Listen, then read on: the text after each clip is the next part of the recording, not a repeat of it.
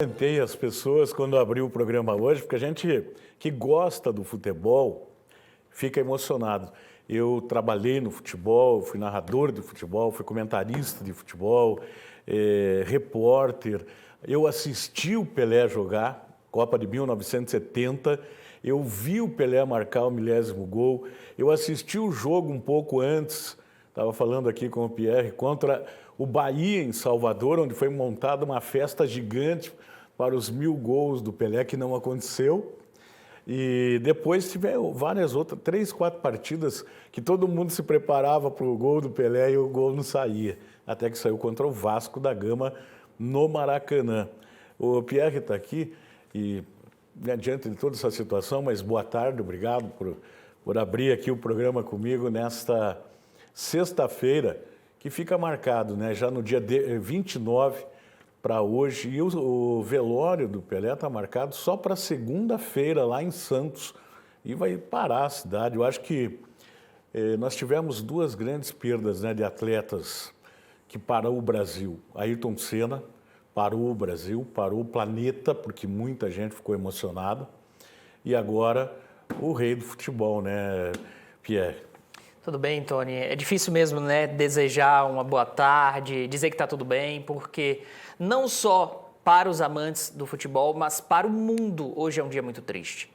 Pelé, ele marca o antes Pelé e pós Pelé no futebol.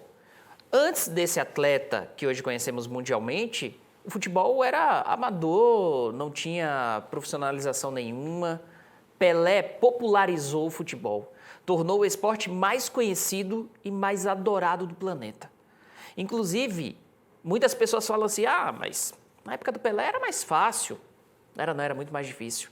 Primeiro porque o material esportivo era inferior, campos de futebol, a qualidade eram péssimas, você não tinha árbitros bem preparados, você tinha inclusive adversários que estavam pensando exatamente em machucar o Pelé para parar as jogadas. A bola era de um couro que quando molhada... Capotão. E quando molhada ela não ficava nem mais redonda, né, Tony? Você deve era lembrar pesada. disso. E era pesada, ela não ficava tão redonda, não corria direito, e ele conseguiu fazer muito com toda essa limitação. Eu sempre brinco, né?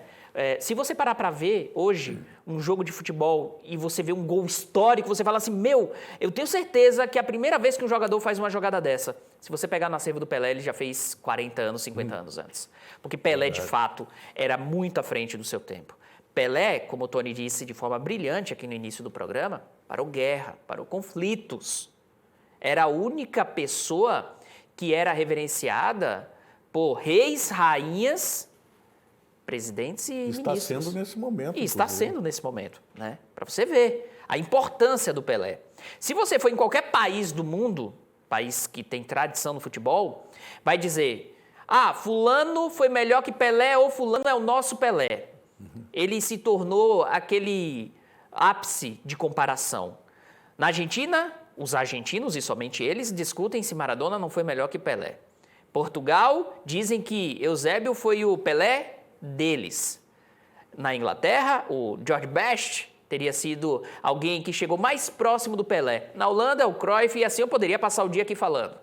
Mas nenhum chegou aos pés da lenda que foi Edson Arantes do Nascimento, conhecido como Pelé. Uma pena. Exatamente. Para o futebol, né, Tony? E o Pelé, e era isso que eu estava querendo dizer, qual foi o jogador que mudou taticamente o futebol? Porque se você voltar um pouco o tempo, antigamente existia goleiro, no sistema de defesa, né? O goleiro, lateral esquerdo, lateral direito e o zagueiro central, apenas.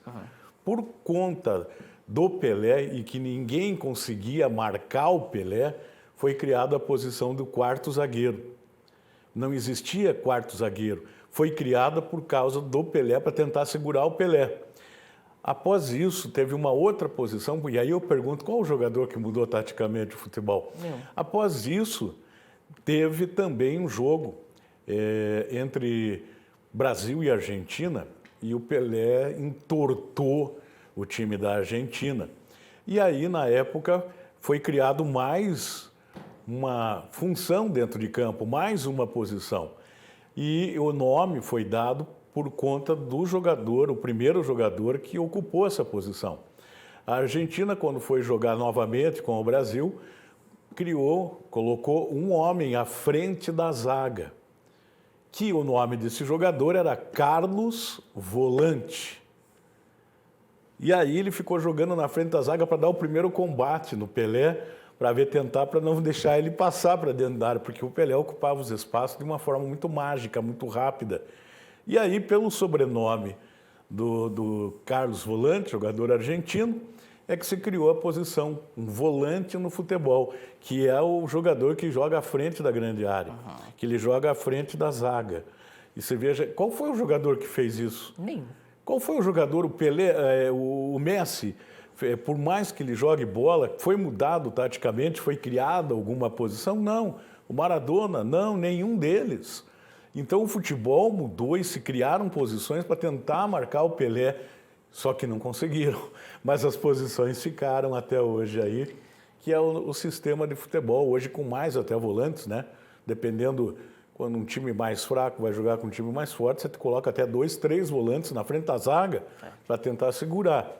Nem sempre dá certo. E o interessante, Tony, é que o Pelé, você não sabia se era um destro que finalizava muito bem com a canhota, se era um canhoto que finalizava muito bem com a perna direita, se era um exímio cabeceador, porque ele era bom em tudo, ele era completo. Todos os fundamentos do Todos futebol. os fundamentos. Jogou no gol, inclusive. Pois é, várias vezes, né? 5 partidas ao menos ele jogou Verdade. no gol. E uma pessoa que estava muito à frente do seu tempo.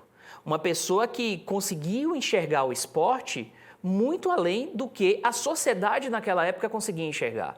Ele falava, né, meu pai sempre dizia que eu tinha que treinar muito, que eu tinha que ficar preparado. O Pelé já tinha preocupação com a preparação física lá em 1960, 70, quando os outros atletas não tinham. Quando era muito comum, e aí você vai lembrar do Garrincha, você beber antes do jogo, Sim. Você beber às vezes durante o jogo, ou então você comer sem se preocupar com a partida de futebol. Pelé não, Pelé já tinha essa preocupação, que era a preparação física. Essa imagem aí eu achei impressionante como ele já estava... Debilitado, né? Muito debilitado nesse momento. Bom, eu acho que mais ou menos isso que a gente queria deixar registrado, a gente não pode deixar passar em branco a história do Pelé.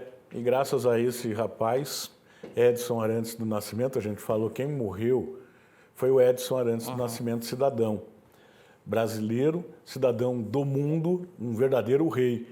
Mas a história do Pelé, e o Galvão foi muito feliz ontem, o Pelé não morreu. Não. O Pelé está aí, a história dele, e jamais vai ser esquecida por tudo que esse homem fez. A gente deu alguns poucos exemplos aqui do que é o Pelé, por isso ele é o melhor jogador do mundo. Foi e continuará sendo. Eu acho que dificilmente vai surgir Nunca. Né, um homem que tenha tamanho potencial como teve o Pelé para jogar bola em todos os sentidos, respeitados por todos os jogadores. Tanto que ontem, inclusive, teve jogos, né, na Europa, todo mundo parou para fazer uma homenagem ao Pelé antes dos jogos começarem. Mostra totalmente a força dele, que ele foi muito dentro de campo, né? Além de outras atividades que ele desempenhou também. Aproveitando esse gancho que você acabou de citar, o fato de homenagens em estádios, foi incrível como alguns atletas que iam atuar ontem choraram. E pessoas que não são brasileiras, não têm viram ele jogar, né? Nem viram jogar. São muito jovens. Pois é, por quê? Porque o Pelé ele foi acima de qualquer outro atleta do esporte, inclusive ídolo de grandes atletas de outras modalidades. Verdade. Né? Não à toa, Lewis Hamilton, Hortência, vários atletas de outros esportes disseram, não, sou fã do Pelé e infelizmente essa perda. Como você disse, né, Tony? O Pelé é eterno. O Edson Arantes do Nascimento, infelizmente, deixa o corpo, a vida física, mas o Pelé não. O Pelé, para sempre, estará vivo na memória de quem gosta de futebol. Sem dúvida nenhuma. É claro que se a gente quisesse falar sobre o Pelé, nós iríamos ficar aqui o programa inteiro, mas fica uma referência aí, alguma citação a respeito do Pelé, porque a gente não poderia passar em branco por tudo que esse rapaz aí representou. E eu repito, brasileiro, mas cidadão do mundo, mas para nosso orgulho ele nasceu no Brasil e é eterno, né, Pierre? Que sorte a nossa, como você falou no começo, né? de Pelé ter nascido aqui no Brasil. Verdade. É um orgulho para o povo brasileiro, sem dúvida nenhuma. Muito obrigado. Acho que você volta daqui a pouco com outra informação. Vai para a praia assim? Não, né, Tony? Eu tô com roupa de quê? De BDL, né? Então, tá bom.